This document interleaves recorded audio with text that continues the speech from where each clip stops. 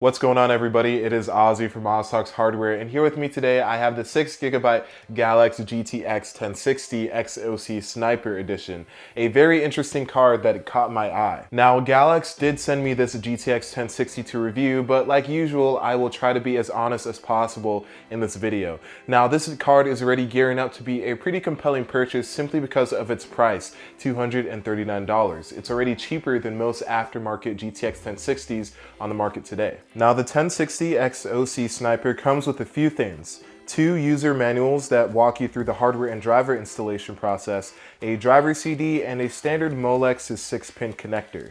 Unfortunately, there are no video connection cables, so make sure you have digital connection cables on you. Specifications wise, the Sniper has a 1556 MHz base clock, a 3.3% boost over reference, and a 1771 boost clock, a 3.7% boost over reference. It has one DP 1.4 connection slot, a single HDMI 2.0 B connection slot, and 2 dual link DVI connections. It also uses a standard 6-pin connector, hence the adapter that was included, and is recommended at least 400 watts of power. Now, the GPU has a pretty interesting look. It's one of 2 1060s on the market right now that has a white GPU shroud, the other one being the Asus model. Now, I love white themed components in builds because they're not very common, and I wish they were because when they're done correctly, they look absolutely phenomenal.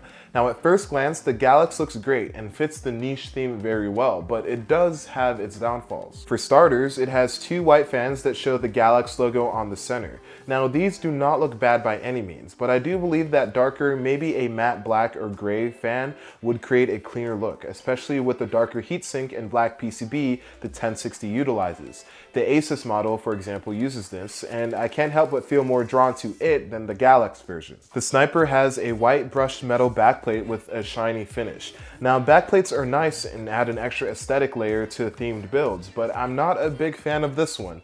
The gaps and holes are in awkward positions and thus ruin the more consistent look I was hoping it would have.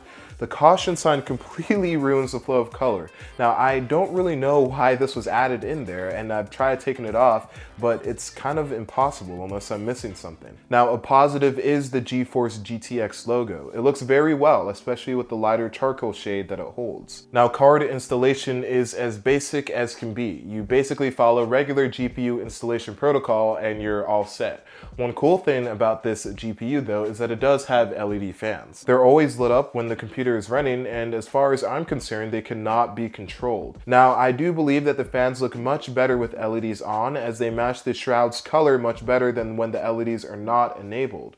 Since your computer will more than likely be on when it's showcased, if it's ever showcased, I suppose the cooler's fan's base color does not matter as heavily as I first stated. While I do have a few issues with the video card's design, its performance is what really makes me a strong believer in GALAX and their products. The out-of-box experience with this card is pretty phenomenal. The video card remains very quiet and cool in even the toughest scenarios. Now, the 1060 is already a pretty efficient card, so this does not come as a huge surprise, but even then, this video card is one of the better aftermarket coolers when it comes to out-of-box experiences. For example, on idle, right after logging into Windows, the maximum temperature reached was 33 degrees Celsius. In GTA 5, the maximum temperature reached was 62 degrees Celsius, a realistic full load scenario. At the same time, the card was extremely quiet, even in an open case test approach. Here's an example sound test.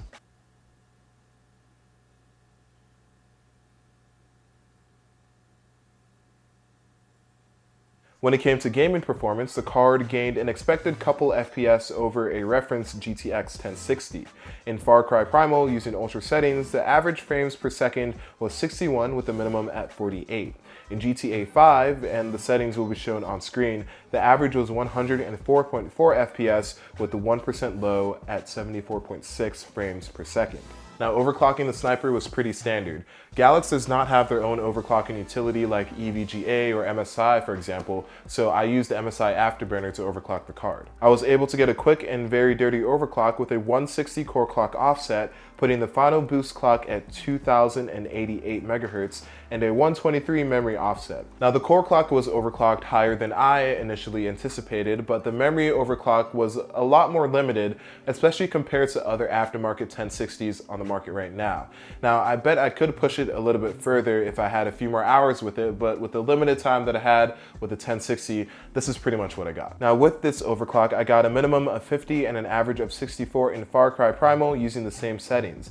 In GTA 5, I averaged 112.2 FPS with a minimum of 77.3.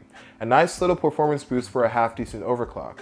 Overclocking the memory on the 1060 definitely helps out quite a bit, especially with 1% and 0.1% lows, so I'd imagine with a few more hours on hand, I could push this guy, like I stated before, a little bit further and get some performance out of it. Overall, I would say that the Sniper is a win in my book. Priced aggressively at $239, it's a very compelling purchase. If you want great out-of-the-box performance and great cooling and pretty much near quiet performance, then this is the card for you. Despite all of its design flaws, which I guess are more subjective than anything in my opinion, I would still recommend this to anyone that's looking for a mid-range video card under $250. So yeah, that's it for this video, guys. If you liked it, then leave a like, and if you loved it, subscribe, because I have more videos like this coming out in the future. Now, I'm not exactly sure what I'm gonna do with this 1060 because I don't really need it. I might just keep it to test a little bit more. I might use it in a build. I might give it away. Who really knows? But like I mentioned earlier, if you like it, leave a like, share it, all that stuff. Comment down below if you want, and I will see you guys in the next video. Thanks for watching.